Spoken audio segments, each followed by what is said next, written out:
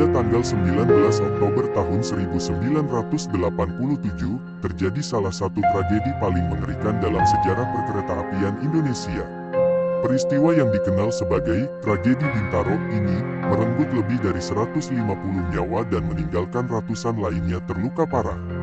Namun, tragedi itu tidak hanya meninggalkan luka fisik dan emosional, tetapi juga melahirkan cerita-cerita mistis yang hingga kini masih menghantui mereka yang pernah mendengar atau melintasi lokasi tersebut.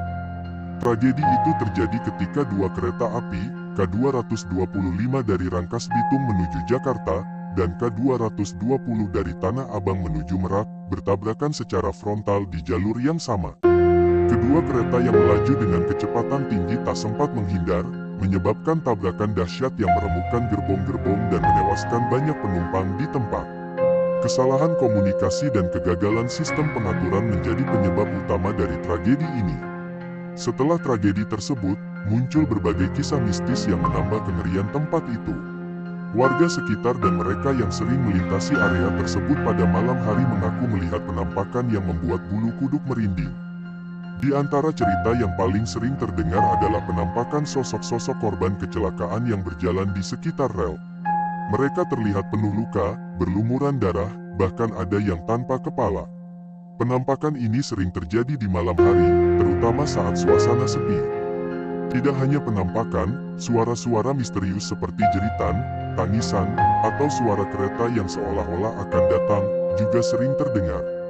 Meski tidak ada kereta yang lewat, suara-suara itu membuat mereka yang berada di sekitar lokasi merasa ngeri. Beberapa sopir taksi yang mengambil penumpang di sekitar lokasi ini juga mengalami hal-hal yang aneh.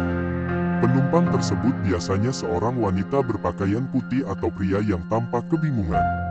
Namun, saat tiba di tujuan, penumpang itu tiba-tiba menghilang, meninggalkan rasa takut yang mendalam pada sang sopir.